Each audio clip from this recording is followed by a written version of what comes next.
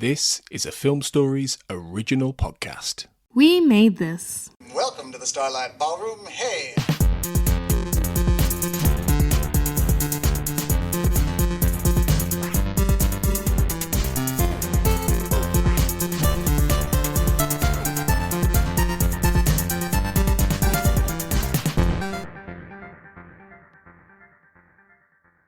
Hello and welcome to Shipwrecked and Comatose, the podcast about Red Dwarf, here on the We Made This Podcast Network. I've just realised I didn't introduce myself on the last episode, so my name is Mark Adams, hello. It was only yesterday, so that's okay. Yeah. And that guy is Colin, and that guy is Carl. Hello, Colin. Hello. Hello, Carl. Hey, up there. We're doing the Smegazines again, because Gluttons for Punishment in it. Yeah, and this one I've really enjoyed. So. Oh, shit, yeah. The podcast about Red Dwarf, right here on the We Made This... Oh, I've done a bad intro. Go with it, it's fun. Oh, yeah, absolutely. Anyway, you said you were enjoying it. I don't care. We've got 7 of these. They know what they're fucking listening to. I was going to say, by day 2, if everything's gone completely to shit, then day 7 is going to be fantastic. What it is that I'm such a maverick. Look at me being all mavericky. It's true, you are dangerous. I am dangerous. I'm quite excited because you're right, Colin. It is a really good issue, isn't it? Yeah, it is. Yeah. Should we talk about it? Issue 9. I think we should. Yeah. All right. Because I've got it here. I've actually got a physical copy of this one because the version on the Internet Archive was blurry as fuck and we couldn't read it. So I bought it off eBay and have scanned it. And hopefully, by the time this episode goes out, we'll have uploaded it in a better quality scan to the Internet Archive, so you guys won't have to suffer in the way that I did. Yeah. Genuinely, how much did it cost? Colin's daughter only had to not eat for 1 day. Oh, that's okay. No, it was £8, so, not too bad. No, but when you think about it, £8. 8 times what? 18 issues in total? That's suddenly quite a lot of money if you actually want the full collection. I'm not intending to buy all of them. No, I'm just saying that if people do want a full collection, they're clearly quite rare if they're going for £8. Don't your music mags go for like about 10p a go? No. No, they're expensive too. It depends on the magazine. Most of them I try and get for less than a £5, but I had to get an issue of Melody Maker recently that was £12. Bloody hell. Daddy, I'm hungry. Shut up. Gotta sit here and bid on this magazine. For £12, you can get 4 of the 7 Chucky films on DVD off eBay. They don't really help me doing a podcast about old music magazine CDs as much, though. Well, yeah, but I don't do a podcast about old magazines. Yeah, they'll help you with Chucky Vision. Well, yeah. Well, Ian, I understand this track is a good track, but let me talk about something else, and that's Bride of Chucky.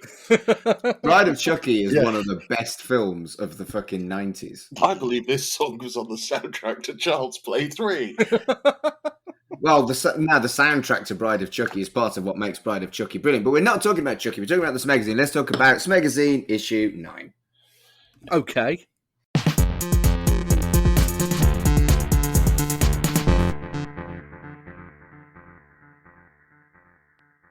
I might have written it down. Nigel Kitching. Nigel Kitching. Do you know what he's more famous for?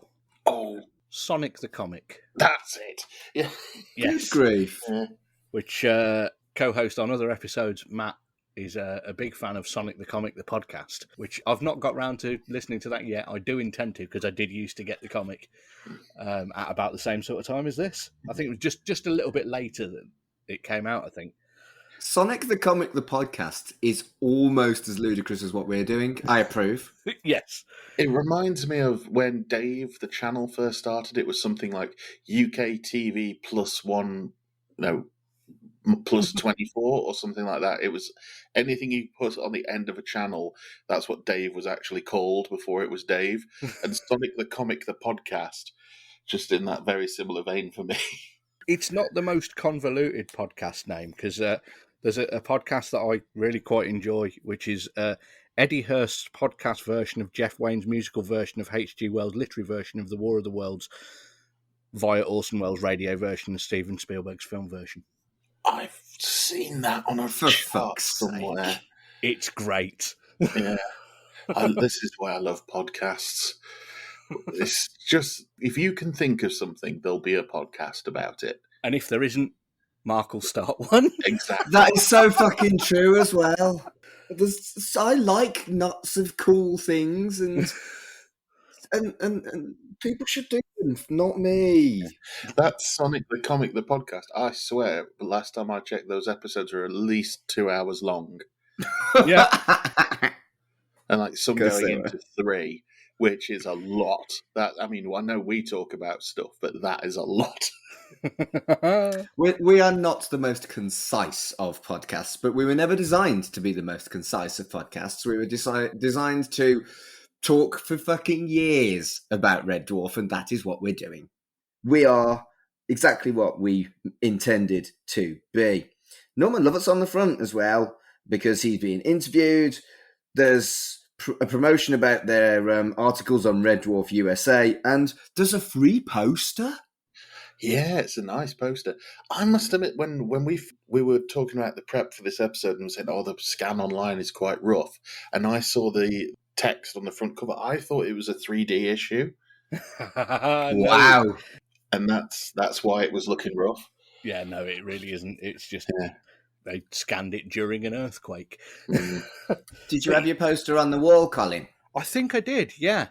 Yeah, because I do really remember that. Because it's a back to reality poster with all the characters as their alter egos and the despair squid behind them, which you never actually really see in the episode. It looks painted as well, is it? Was it? Yeah, it's the same sort of art as some of the earlier covers were. That's really cool. Yeah, I think it's the same artist, although the poster isn't in my copy of the magazine, so I couldn't check. But it's still very, very cool. You paid £8 and you didn't get the fucking poster. You hardly ever get posters and stuff because people put them up on their walls 30 years ago. True. Like you did. Yeah. First up is the contents page, and after we praised it yesterday, they've really fucking half-arsed it today. Well, they've got a lot to fit in this issue, so they only tell you about 3 of the things on the content page. Yeah, so they can fucking fit in an ad. I was quite interested by this ad, to be fair. Well, yeah, it was an odd ad. It was for Shadow Maze by Jonathan Wiley, a book. I thought it was a board game when I first looked at it because of the scan where it says the powerful new fantasy. And then it was only when I got to now in paperback that I was like, it's a book and not a game. So, one of the previous specials, we looked at Gappa the Triphibian Monster because there were 6 seconds of footage in Meltdown. You Do you want to tenuous read? motherfucker. Yeah. Do you want to read Shadow Maze by Jonathan Wiley and review it on this podcast? No, that's too tenuous. I'm having a quick look now to see if I can find this. One episode I would like to do is all the rejected special ideas that Mark has had. There aren't any. I'm the fucking showrunner. I don't reject my own ideas, just yours. I'm sure there's one which was met with a bit of a kind of. All of them were met with that. I nearly just bought Shadow Maze by mistake. Brilliant. Brilliant. But it's 65p on Amazon. I mean, for 65p, that's a bargain. Yeah, but it's going to be one of those ones where it's like 65p for the book and then 60 quid for the delivery. But let's have a look. Oh no, I can get one brand new for £150. Shitty hell. Yeah, it came out in October '92 as well, so it was brand new. Those ones where they put them up for £150 rarely sell for that amount. Yeah, They're chancing their arm. but yeah, no, it's definitely gettable. So I can have it posted to your house, Mark, and we can do a special on it Let's not. for 65p. Let's buy one for all of us. We have talked about this ridiculous book, and indeed the ads, for longer than we normally talk about the ads. The other ads were for Amiga computers, cool, and Superman magazine, no 2000 AD ad. The Amiga 600 advert, I did need to point out that it's one of its selling features is 1 megabyte of RAM, Yeah, which is 1 megabyte I had a look at how much our episodes are. That's about 1 minute of one of our episodes. Yeah. So 1 megabyte, we probably used up more than that talking about that advert for a book. I love these adverts though, because one, I used to have an Amiga, so it brings back a lot of memories, and two, it shows artwork from something that you know that computer has got nowhere near the amount of power. In this case, it's a very nice looking, almost sort of claymation, again 2000 AD-ish looking sort of space game. Be like, no way, there's a game on the Amiga 500 that looks like that. Yeah, that'll be the box art. Yeah. Yeah. Also, Yeah. I do miss the joystick with the 4 suction cups that you just stick to your desk and then it stays there for the rest of your life. Why aren't joysticks a thing anymore? They're built into gamepads now, aren't they? They're more thumbsticks, aren't they? Yeah, that doesn't count as a joystick. Yeah, no, This is not a video game podcast. I'm going to be cross. We've talked about fucking Shadow Mage by Jonathan Wiley. We've talked about video games. But we might as well talk about Superman as well. Superman's shit. Fuck you. I'm just getting into the mindset of where I was in 1992 when I was reading this, where I would have been playing on my Spectrum using the joystick as my main peripheral. Yeah, I'd have probably been playing Mega Drive, and I had a joystick, a Mega Drive joystick, which was massive. It was like an arcade joystick. Yeah. But to get it slightly back on topic, I was probably making my radio show that I used to make on a tape recorder when I was about 10. Podcasting for 30 years. Exactly. Amazing. Yeah, I approve of this. The tapes for it for ages. It had 2 quote unquote series. Because the first series had one co-host, and then the second series didn't have that co-host, but he turned up one day when I was doing the recording, so we had him do it as he was on location from somewhere else. It had a theme tune and everything. Oh, yeah. Does it still exist? No, I used to have the cassettes for it, but I have no idea what I did with them. It even had my mum on it because at one point one of the guys who was as part of it was people talking about nothing, which goes right in with podcasting. True. Particularly this one. Yeah.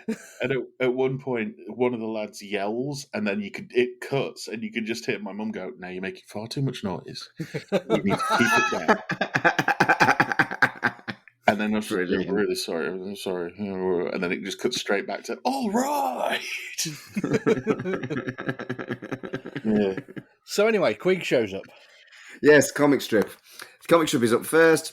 Flashback featuring, and it's the cat, but that's crossed out, Dwayne Dibley. And it is the same artist as the magazine's cover, Nigel Kitching. And yeah, it's a really, really fun sequel to Back to Reality. Yes. They do it a couple of times in this magazine. They carry on the Back to Reality, yeah, and where they went from in this, and every time they do, it's always good. Yeah, I love the artwork in this. The colours are so bright and vibrant. Yeah, and there's panels from this that have stuck in my head forever since I read it. That there's a bit where the doctors turn up. Yeah. Dr. Maxwell, Dr. Pension, and Dr. Fund. So that's a fucking dated joke. Yeah. I mean, again, we talked last issue about the appropriateness of the Mr. Flibble comic book. That's obviously it's not a sex joke, but it's a really adult joke. Yeah, it's like Private Eye level, isn't it? Yeah, and it's grim as well because a lot of people fucking lost their pension. Yeah, that particular picture I've always had stuck in my head because it's such brilliant artwork. Yeah. I'll take a picture of it. We'll put it up on the Twitter. And the artwork is sublime. It's interesting as well in terms of story, in that basically in this the cat starts believing he's Dwayne Dibley again after he messes up his hair, and the fact that it's mentioned in there that he's doing it, Lister says he's doing it again. Just this slightly darker element we've never seen in the episodes of Cat has these flashbacks and relapses into Dibliness and tries to kill himself, seemingly on the reg. Luckily, with a herring. Yeah. When you think about it, though, the events of Back to Reality would be incredibly traumatizing for people. Yeah. It's fascinating that they explore that in the comic book. Yeah, it's also kind of interesting. I'd like the scene where Holly starts as Holly and then turns into the nurse. Yes. Mm. It's quite nice that Holly gets a bit more to do in the comics. Always. Yeah. I mean, that's following on from the previous issue where all the fans were saying that they wanted Holly to do more. I think that they're very fond of Hattie Hayridge and Holly in the comic book more than the writers are at this point. Yeah. And I like so there's bits in the little subtle bits where they're talking where Dibley's talking to his doctor and he sort of thinks that they're going to just pin it on him again that he shot everybody else and framed them and he survived, that kind of thing. And there's a joke in there that a bullet got stuck in Rimmer's head because he was too thick. Yeah. Yeah, it's really well thought out stuff by people clearly very knowledgeable about that particular episode, let alone the whole series of Red Dwarf. It's a really, really nicely done little short story. I was blown away by it. Yeah, the names of the weapons that in his fantasy they use on him as well. The genitometer with non-slip rubber handles and the nipplematic with rotating blades. Next up is the Red Dwarf USA review, and holy fucking shit, it's scathing. Yeah. I think to set the scene, there's a Rob Grant quote that it starts with that is just telling. It's very fucking telling. It's so unusual for English writers to be asked to run a show in America, and we were very keen to make it possible. But the implication over there is not let's make good television, it's let's get rich. And they all gave each other high fives after the reading and said, let's get rich, we're all going to get rich. This is going to be a truly rich-making program. And Doug and I were looking at each other and thinking, it's shit. Yeah. Yes, and it doesn't get any kinder after that. And then, Carl and I did the episode covering Red Dwarf USA and the Red Dwarf USA kind of second pitch thing. Mm-hmm. And even at the time in 1992, the reviewer here said pretty much exactly the same that we said, that it's almost has no redeeming features whatsoever. Yeah.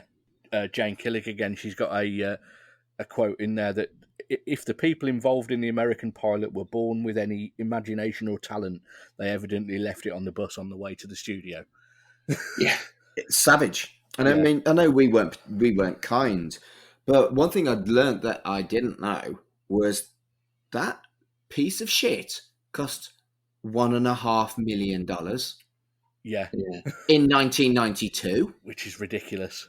So didn't Robert Llewellyn state, I think it's on one of the extras on a DVD, he got paid like $40,000 or something like that for it, for a week's work. So it was something daft. So they were just throwing money at it, and that's what they came out with. Americans are crazy, man. There's a bit in the article where they're talking about how there's no characters, there's just people there. If you get what I mean, it's sort of there's nothing to sort of like build on, just the surface level thing, is there? Yeah, and they're talking about, imagine if they made Steptoe and Son, where Steptoe wasn't a dirty old man, or Only Fools and Horses, where Del wasn't Del. Yeah. But they did try and do Only Fools and Horses. I looked it up. They tried to do it in 2012 with John Leguizamo. What? Luigi? Yeah. John Leguizamo and Christopher Lloyd was Grandad. Oh, for fuck's sake. And it had a very similar thing to this, in that they made two pilots, and I think it was the same network, dropped both of them. And I'm pretty sure that Steptoe and Son is a version of, I can't remember what it's called now, but it'll hit me in a minute. But there's an American one which is essentially Steptoe and Son, or the other way around. I can't remember. Sanford and Son. I've heard of that, but I've never seen it. So yeah, it's the same thing. Is The Office the only comedy program that has successfully gone across the Atlantic that way? I mean, it's not a comedy program, but The American Queer as Folk was quite good. Yeah, I think there's a few other type of programs that have made it across, but I don't think there's any other sitcoms as far as I know. Yeah. There probably will be. It's just the only one I can think of is The Office, which obviously was very successful. One thing I did learn from this, I don't know if you mentioned it when you did the specials on it a while ago. The original American cat was Hinton Battle. Yeah. Who's the jazz demon in Once More with Feeling, the Buffy episode? Yes. Yeah. You did mention that, yeah. I did mention that, yeah. But yeah, looking here, Sanford and Son is based on Steptoe and Son, and that did last a good few years. Yeah. Yeah. But I can't think of any recently that have been switched over and actually done well. Mm. Next up is news from The Dwarf, and it's got information about Series 6, the omnibus version of the book, the talking book, which... So I went to my little What's It converter again. The talking book in 1992 was on offer for £19.99. In real modern money, the offer price was £42. Yeah. Oof. Your fucking Audible is £7 a month. Yeah. We didn't have the full, what was it, 6-tape version? 6 or 8 And that's tapes. it. It's fucking tape. Wasn't even CD. Yeah, it was tape. We had the abridged version, which was 2 cassettes. Yeah, I had that one. Because I remember listening to that on car journeys to my nan's in Wales. The couple of bits that I really picked up on in the news from The Dwarf this month is there's a bit talking about a potential graphic novel. Didn't which happen. Obviously didn't happen, but that was so good, particularly with how good the original comic strips have been in the magazines. And there's a bit about look out for a rather scary program on Halloween night starring Craig Charles. Ghostwatch. It's Ghostwatch, yeah. It does make me think that they blatantly ran into Craig Charles and asked him what he was up to. Yes, because half of the news is what he's doing. Yeah. Yeah, well, we are going to cover Cyberzone as a special at some point on this podcast. And that was advertised. But we've already done Ghostwatch on one of my other podcasts, Right in the Childhood.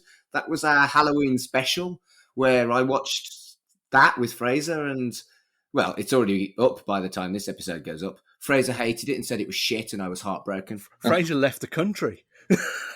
Fraser can fuck right off. Ghostwatch is ace. I do like as well that they talk about in this that he might appear in a sitcom in America. And didn't happen. It doesn't happen. I don't think it's going to happen. There's a lot of didn't happen in this, actually. It's just the fact that Craig Charles comes out and says, I don't trust the Americans. I mean, he's seen what they did to Robert Llewellyn. That's fair. That might be why it didn't happen. Yeah. He does turn up in a few American bits, though. I think, isn't he? No, that's Australian. He turned up. Remember Lex? Yeah. Yeah, he's in that. He turns up. Is in he? That. Yeah. They also talk about OOEU, which didn't happen either. Mm. Yes. The OOEU dimension, comedy version of The Twilight Zone that Rob Grant and Doug Naylor were vaguely working on. Well, I can imagine this was probably going into the time when they started falling out, wasn't it? We're just coming on 6. So it'll be after that. But they did do the 10%ers, which is on, I think it's on YouTube somewhere. What's the 10%ers? It's a sitcom that they wrote about showbiz agents. Oh, okay. And it's not too bad. It's very 90s, but it's the one that they talk about where they're talking about doing a sitcom, and this was when like Rob wanted to write one episode, and he thought Doug should write one episode, not writing together, and it's kind of what came out as they were breaking up. Yeah, yeah, but it's not too bad. I say there's a few episodes online. I watched them one day out of boredom, and there's a couple of good gags in it, but it's still of its time, not in an ick way, just in a fashion way as well. Right. I mean, we could do a special on it if you think it's worth it. Yeah, we could. Yeah, I'm up for that. All right. What am I doing? More fucking podcasts. More work. Just as you're starting to do more work again. In it. Next up is Rimmer's Diaries again, and it's just fucking odd. It reads like you're listening to one half of a phone call. Yeah. I do like the picture of an android traffic cop that is blatantly RoboCop. It's definitely RoboCop. Robot Cop. Yes, Robot Cop. I couldn't get my head round when it was set because the way he was talking made me think kind of like Series 2 Rimmer, but then he references Crichton. Yeah. So definitely not Series 2. Yeah. No. It's a weird one. It kind of makes me feel like somebody wrote it unprompted and then brought it in and said, I've done this, and they've read it and gone, that'll fill a couple of pages, and then contacted. To be fair, the art on it's quite nice. Yeah, it is. There's the deep knowledge of the program. They reference one of the dates is Geldof the 19th, which made me smile. Yes. But yeah, I don't know. It just feels like maybe as an audio with the actual actors, it might have worked a bit better than it does. It builds to a thing like he puts the cat's suits in a garbage pod, and then he realizes his medals are in the cat's suits that he's about to evacuate into space. Yeah. It's weird because, like you say, it probably would work as audio, maybe for the website if they got Chris Barry to do it. Or I know recently there was an audio book out for Twin Peaks, and it's just Kyle MacLachlan doing messages to his receptionist. Okay. He mentions her all the time, but you don't see her, I don't think, until like the new series that came out. And it's just all of him talking about all the things he's discovered in Twin Peaks. That's cool. Yeah. I can't remember what it's called, like Dear Diane or something like that. I think it's on Audible. Yeah, but it's just like a weird sort of spin-off of... It doesn't take away from the main continuity, but it kind of adds to it a little bit, but in a harmless way. And I think this is kind of like that, but it just goes on a bit. Yeah. Yeah, it's not a highlight of the issue. Whereas there are other bits that definitely are. Next up is Lister's job application. It's an obvious thing. It's unoriginal, but I laughed. My favourite bit was, it's just a job application form where he's filled it out with, really obvious stuff like sex, if available, and the normal sort of schoolboy kind of things. But then towards the end, there's... I declare the above information is true. Signed by... No, it isn't. Trick question, eh? There's also a page 3 ref, which really does date it. It does. Page 3. That sounded like you were really, really reminiscing about page 3, which, considering it's you out of all three of I us... used to pretend that page 3 was great so that I could hide that I was gay. For our non-British listeners, page 3 was a lady with her tits out on the third page of the Sun newspaper. Yeah. They used to have page 5, didn't they, which had men on it. Did they? Yeah, I'm sure. I think the only reason I know this is because I was reading a thing about Sean Bean, and he was like the first page 5 guy. I mean, to be fair, the Sun never prints any actual news, so yeah. Next up is the Norman Lovett interview. Yeah. And it starts with an unprovoked Scottish tightness stereotype, which I was like, wow. But yeah, it's pretty good, isn't it? And they don't pull their punches. The first question is, why'd you leave Red Dwarf? Yeah. Well, it's the obvious question to ask at this point, isn't it? Because it hadn't really been talked about at any point. But he doesn't come across very well, I don't think. No. He comes across very bitter. He doesn't pull his punches, and he throws Paul Jackson under a bus. Yeah, and he's the whole way through. There's so many references to his own new series that it's going to be his big chance, and he's going to make it big, and it's going to be amazing. And that was I Love It, which had one series and never anymore, unfortunately. Which I don't remember ever watching. I think we've got it down as a special at some point. We do. Of course we do. But there is some really interesting information. Like, he applied for Rimmer. Yes. Did you see who else applied for Rimmer? Go on. The third person that applied was Alfred Molina. As in... Yes. Doc Ock. Doc Ock. And, neither Alfred Molina nor Norman Lovett would have been right for the part of Arnold Rimmer. Yeah. But that's fascinating, isn't it? Do you know what would have been fun? Is if they'd announced the American one and Alfred Molina went over and got the part of Rimmer in the American one. Brilliant. I think I did know it, but this would have been new information, I think, for people reading it at the time. Holly was originally just a voiceover, and it was Norman Lovett that convinced them to put his face on screen. Yeah, see, I knew that was the original plan, but what I didn't know until reading this interview, or rereading this interview, was that they actually filmed the first 2 episodes without him being there, and then had to reshoot all the Holly bits, because he was just a voiceover for the first 2 episodes. But there's the bit that we've just sort of talked about where he auditioned for Rimmer. It seems like he's got absolute fucking contempt for Red Dwarf, because he says, I went along for one of the main parts, actually, but I didn't get the job. I can't remember which one. And then they say, Rimmer? And he's like, yeah, it was Chris Barry's part. I couldn't have played the slob. Craig did a slob because, he's not far away from one. He's like that, smoking and all that.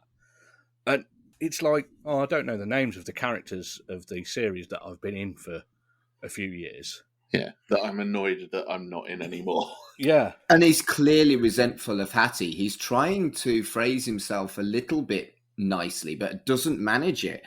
There's some interesting information here, but you're right. He does come across as a bit of a dick. Yeah, which I was really disappointed by. I still think it's a fascinating interview, but maybe not for the right reasons. Yeah, I mean, he doesn't come across as completely unlikable as the David Ross interview was. No. Whereas he was just fucking horrendous. But I did find it quite disappointing to read this, and I'm sure a lot of people will have done it. I don't remember thinking that at the time, although at that particular time, I possibly wasn't that interested in reading this interview because I hadn't got the first 2 series on video yet. So I wouldn't necessarily know who he was. No, I would say for me it was, I think I've said this before, it was Hattie Hayridge from the off, so it was weird seeing Norman Lovett. It's interesting that this is not the impression I got of Norman Lovett when he was at the Hollyhop convention. He is clearly mellowed and got a bit of perspective as he's got older, because he wasn't a bitter old man. He was really quite adorable. So this is a snippet of time, really, I think. Exactly. It's nearly 30 years ago, so we can't in any way judge him now. I still judge David Ross, though. Yeah, so do I. He's not as important. We are hypocrites. We've seen Norman Lovett on DVDs and stuff talk about how, I think there's even there's a clip of him on like a radio show where he confronts Doug Naylor and Rob Grant. He's like, why am I not on it anymore? And he's kind of half joking. But I get the feeling that they had to talk it out to get him back. They must have done. Yeah. Next up is the next installment of Androids, which is, I can't decide if it's great or not. This one isn't, I don't think. This one is disjointed and all over the place. I think that's deliberate, though, isn't it? Trying to get the kind of terrible soap opera vibe, like fucking Sunset Beach, where it doesn't make any fucking sense. Is that what they're trying to do? Could be. This one, the next Home Android Away. I love those bits. It does have a fun line which is, discovering my groinal socket was the best thing ever. I mean, we've all been there. Possibly me more than most. Moving on. Next up is the profile of Rimmer, and it gives you quite a list of interesting known aliases that were mean things that the rest of the crew have said about him. And there's some quite deep references, like that he did a film course and stuff like that. But it just... It's more of the same as the other ones. But luckily they're going to run out of those soon, so we'll get something new. Yep. I hope so. Next up is the holograms, which in my notes I've written unfunny kayfabe, sycophancy, and a fake Kachansky letter. I've not enjoyed the letter section for a while now. Right, No, you might need to explain to some of the listeners what you mean by unfunny kayfabe, because I only know it from looking up what kayfabe was when I was talking about Manowar on a Weird Music episode. Okay, so kayfabe is originally a term that's come from wrestling, but it's become more of a TV trope as well, where it means keeping it in character in front of the fans. Yeah. It's Pig Latin for be fake. Yeah. Ah, I didn't know that. Cool. Yeah, it's there's a bit on there about somebody looking through their TV guide and finding a film called The Admirable Crichton and asking if that's where Crichton got his name from, which it was. So that's quite cool. But yeah, you've got Christine Kachansky, probably not that one, writing in about absolutely hating the Ace from a Space Adventure strip, which I don't remember it being that bad. But yeah, it did have a bit of a dodgy ending, I remember thinking. Yeah. Just the whole... I don't trust that any of these are real letters. No. Next up is the next issue advert, which tells you that they're doing a Red Dwarf USA comic strip, which I don't know whether I'm looking forward to or not. I really am. with how they have been towards the Red Dwarf USA thing, I think that's going to be interesting. I think we can expect savagery. Yes. They're also doing a Howard Goodall interview, a survey results, which they promised in this issue, Yes. and comics on Jake Bullitt and more androids. The Howard Goodall thing is, I mean, it makes sense, but yeah, I suppose the last time we had an interview with someone who wasn't a cast member, it was the best thing we've had. So let's see what it's like with him.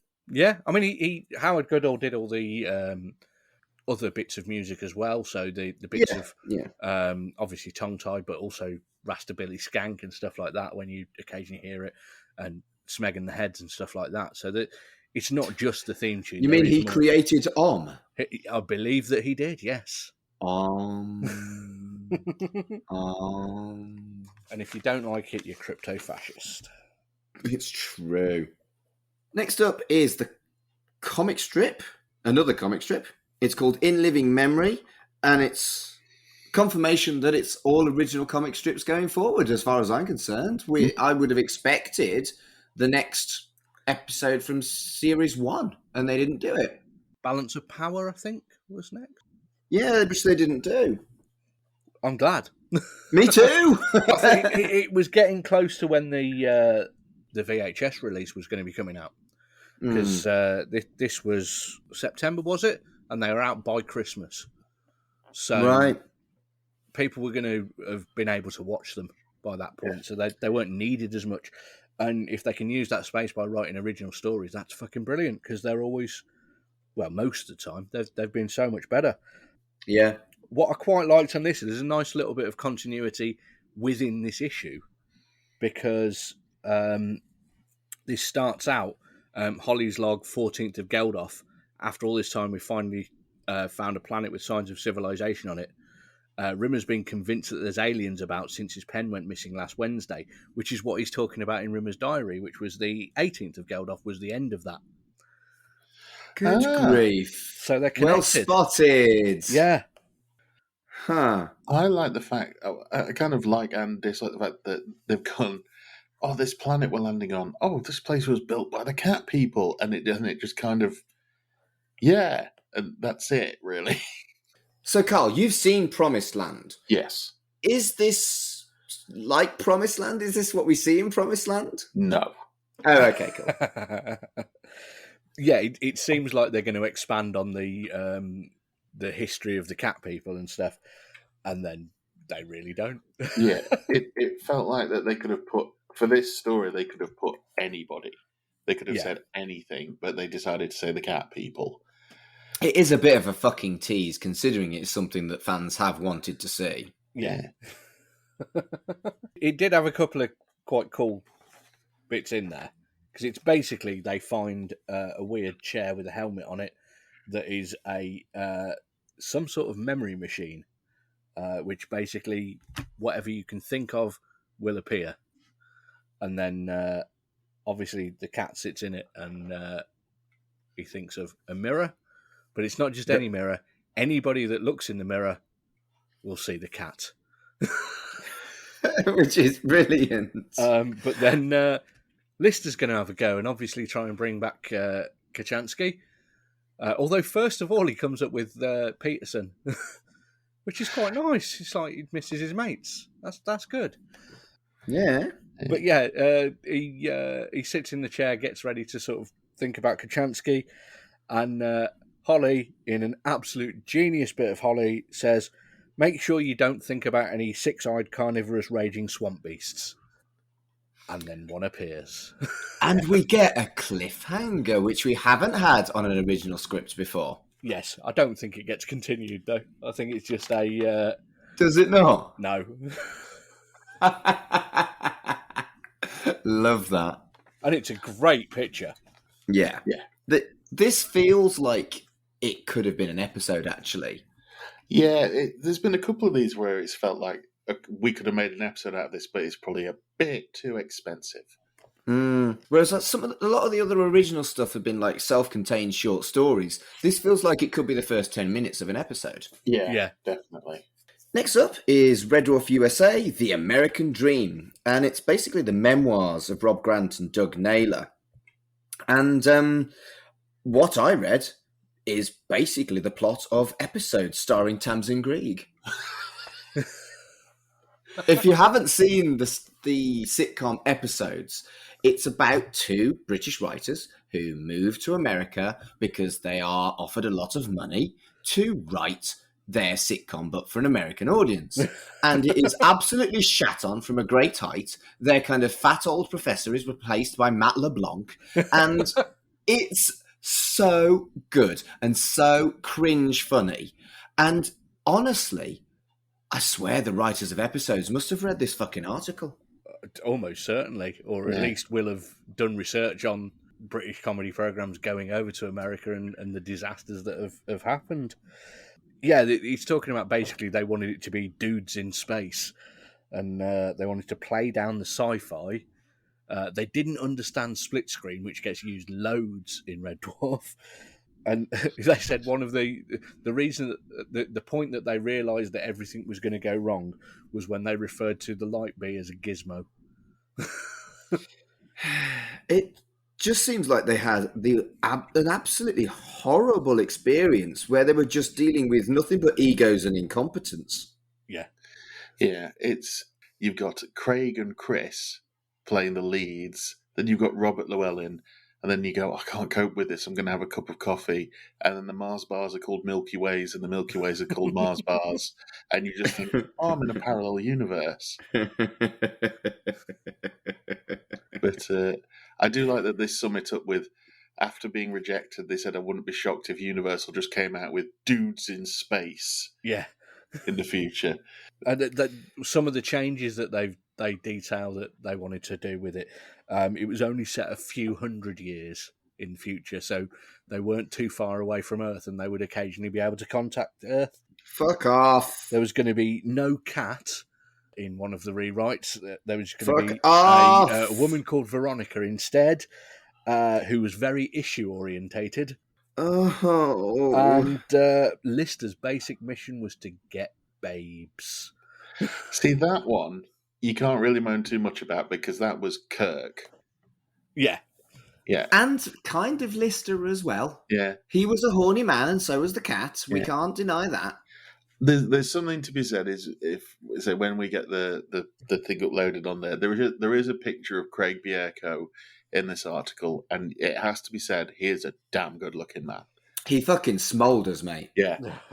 Why he wasn't bigger, I've no idea. It sounds like his agent just kept sending him to the wrong thing, like Red Dwarf USA. Yeah. Well, I mean, it is possible that he was a terrible, terrible actor. Yeah. Looks aren't everything. No. He's in Fear and Loathing in Las Vegas, and he's quite good in that. But he is basically Confidence from Confidence and Paranoia in that. Like, you could have put Brilliant. Craig Ferguson in that role, and he would have just had to do the same character. Amazing.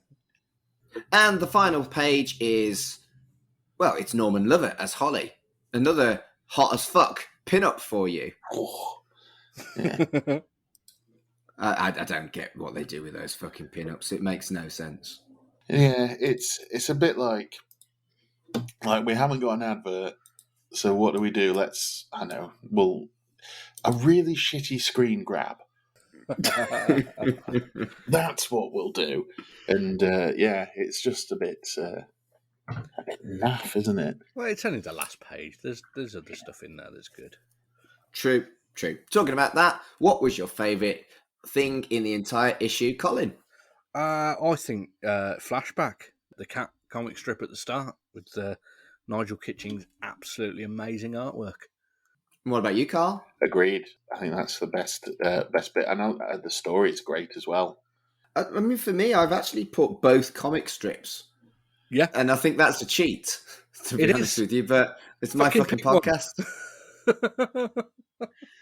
Out of the two, I think it is the cat one that just pips it, but both comic strips were fucking ace. Yeah. And it really does make a huge difference that they're doing two original comic strips now. Yeah. What about the most meh thing of the issue? Go to you first, Carl. Oof. I'll say trying not to pick like the character profiles. It might even be Lister's application form. Oh, I liked that. Oh no, holograms. Holograms has just gone downhill. Yeah. So yeah, it's becoming less and less. I mean, it doesn't, like you said, it doesn't even seem like they're genuine letters. Yeah. What about you, Colin? I think it's the androids one, this issue. I quite like the two in the previous one, but this one I don't think worked. But we'll see how it continues, and hopefully it gets better again. Because it could be just a blip. I'm going to agree with Carl. I thought the holograms was really fucking irritating. Like I said. Fair.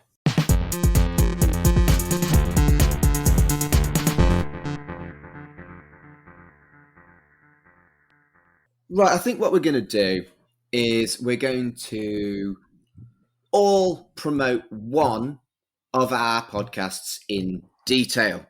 Colin first. Okay. Well, we're through with this month's issue then, which is, because we're talking about magazines, it's kind of related. If you're the kind of person that used to read music magazines like Kerrang, NME, Metal Hammer, Q, that kind of thing, they used to have free CDs every now and again, and we used to pick up on loads of really cool music from them. And basically, it's a podcast where me and my best mate Ian and a different guest each month, which both of these fine gentlemen here with me have guested on previously. Mm-hmm. Basically, we go and listen to a CD and find the horrors and delights within. And the best episodes tend to be the ones where there's a good mixture of brilliant stuff and absolute fucking dog shit. And that's free with this month's issue, which you can find by searching for it on podcast apps and on Twitter and Facebook and Instagram and all of those places. Carl, plug a podcast. Oh, well, at the time of this going out, I won't have any other podcasts. So I may have been launching a new one by that point. I've got a couple of irons in the fire, but I'm just waiting to see what's going to stick. But I will have something, maybe. You are an enigma, Carl. I'm an enigma wrapped inside a puzzle, wrapped inside a conundrum. Yes, you are. For me, my current podcast project is called Chucky Vision. Yes, that's a pun, and yes, I'm fucking proud of it. It is a podcast similar to this in a lot of ways, where we do a big, deep dive into the Child's Play franchise of horror films and the new TV show Chucky, looking at it episode by episode, having looked at the films, and after that we've got plans to watch weird-ass Chucky paraphernalia stuff. And yeah, if you like horror, if you like Chucky and Child's Play, check out Chucky Vision at Chucky Vision on Twitter. That's a tongue twister. If you like Chucky, check out Chucky Vision at Chucky Vision on Twitter. I mean, I thought I did it rather well, actually. You did it very well, Mark, yes. So thank you for listening to Shipwrecked and Comatose in this 7 in 7 week once again, where we're looking at the Smegazines. We're back tomorrow with, funnily enough, the next issue after this one. So until then... Okay,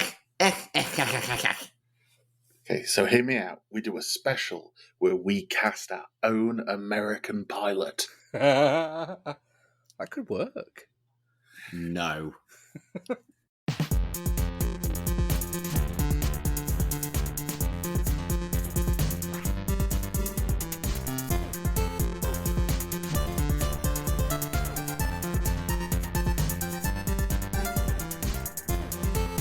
Shipwrecked and Comatose, a Red Dwarf podcast, was created and produced by Mark Adams and Kurt North. You can find us on Twitter at Red Dwarf Pod, and we are part of the We Made This Podcast network, which can be found online at wemadethispod.com or on Twitter at We Made This Pod.